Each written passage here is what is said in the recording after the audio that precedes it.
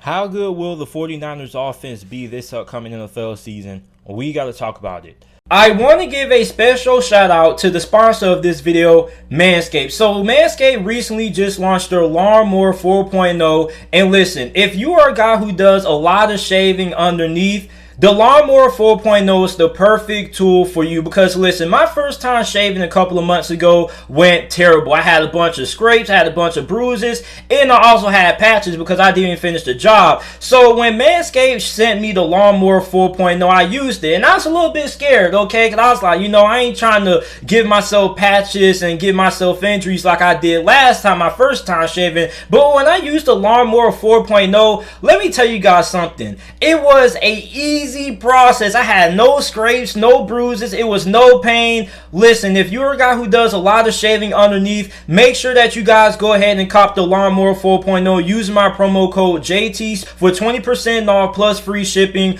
off your Manscaped purchase. Once again, make sure that you guys use promo code JT for 20% off your purchase plus free shipping. Your balls will thank you.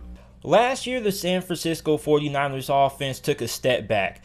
And the main reason for this was because this was a team that dealt with a lot of injuries, not only on the offense side of football, but also on the defense side of football as well. You had George Kittle, who missed a good majority of games, Jimmy Garoppolo, Debo Samuel. Like, this was an injury-riddled team.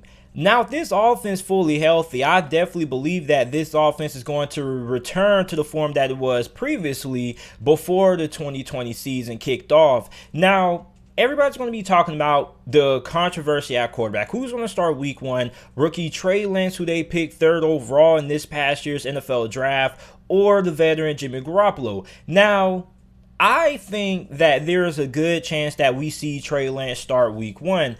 Now, the reason why I believe that Trey Lance has a good chance to start week one is because there were rumors when the 49ers traded up to get Trey Lance. Well, when they traded up to the 3rd overall pick to, potentially select Trey Lance, there was speculation out there that the 49ers were still going to start Jimmy Garoppolo week one. They weren't looking to trade him.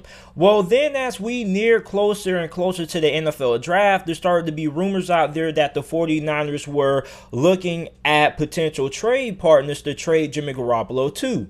Then, after the draft, there was still speculations that Jimmy Garoppolo potentially could get traded, but the 49ers aren't looking for a first-round pick for him. So, with these rumors circulating around, I don't believe that these rumors would have came out if the 49ers were still sold on Jimmy Garoppolo being their starter week one. It pretty much looks like the 49ers are just stuck with Jimmy Garoppolo until they're able to find a trade partner for him, because nobody really wants him right now, because everybody pretty much has their quarterback spots secured for right now until we see the preseason unfold. Then there potentially could be a team that goes out there and tries to trade for Jimmy Garoppolo. But for right now, it looks like the 49ers are stuck with Jimmy Garoppolo. But I do think with those rumors being out there, and those are just rumors, so we have to take that with a grain of salt, I think there's a pretty good chance that Trey Lance could start, because if the 49ers were looking to get rid of Jimmy Garoppolo, I think that's an indicator that shows that maybe the 49ers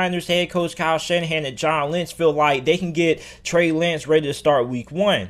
That's just a speculation, nothing set in stone, nothing to confirm that. That's just my educated guess on the whole quarterback situation. But what I am saying to summarize is that don't be surprised if you potentially see Trey Lance starting week one for the 49ers. Now, the running back position is really loaded. You got Raheem Mostert, you got Jeffrey Wilson, you got Wayne Gallman, who I feel filled in pretty nicely for the New York Giants at halfback last year when Saquon missed the whole entire season, basically, with the season-ending injury. You also got JaMycal Hasty, rookie Elijah Mitchell, and rookie Trey Sermon. Now, obviously, I doubt that all of these guys are going to stay on the roster. Somebody's going to be the odd man out, but I don't really know. But the running back position shouldn't really be that much of a concern there, especially when you look at how good San Francisco has been when it comes to running the football over the last couple of years. Now, the biggest concern probably has to be wide receiver, because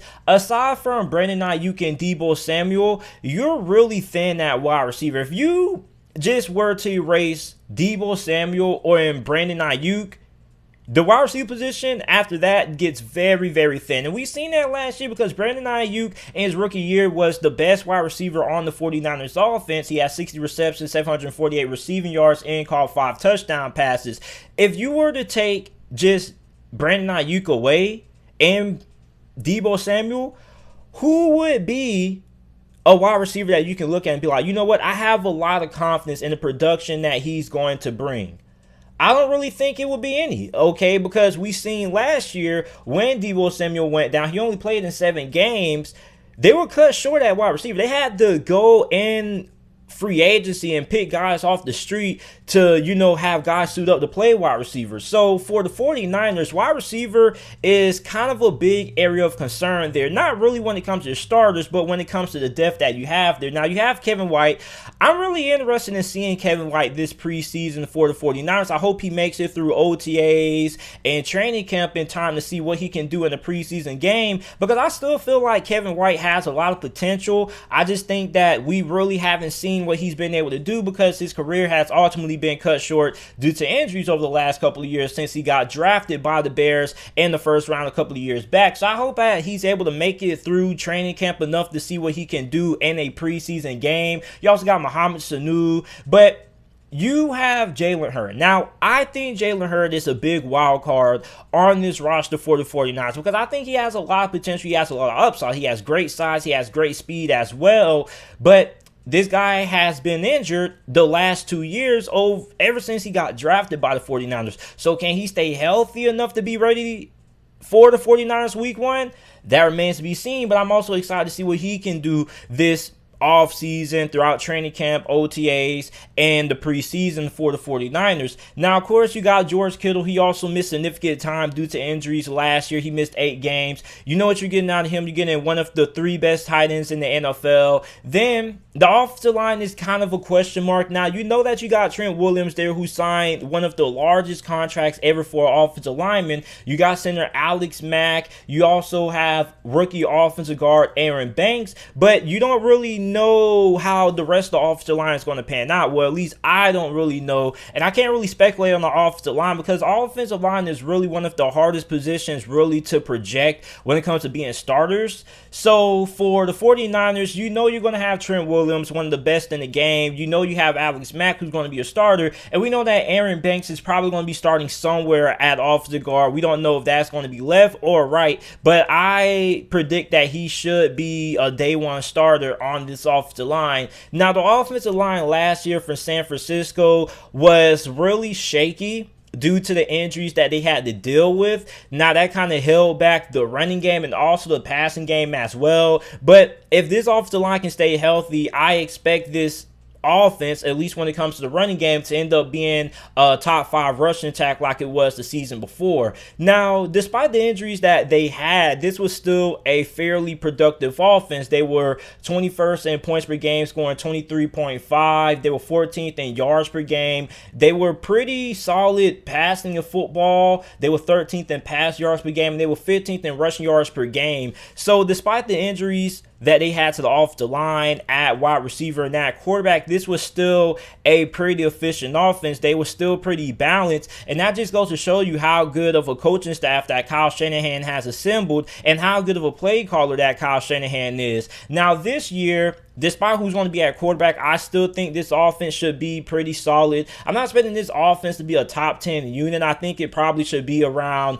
14th or 13th this year because of how good they are when it comes to running the football. I definitely think that they're going to reemerge as one of the best running football teams in the league because that's just what Kyle Shanahan wants to do, is smash mouth football. They want to run the ball down your throat until you prove you can stop it. So the running game should return to at least being top 5. The offense overall should probably be around 14th, 13th this year. So you guys let me know down in the comment section down below how good you guys believe the 49ers offense will be this year. Make sure that you guys like the video, subscribe to the channel for more NFL videos and content, and thanks for watching.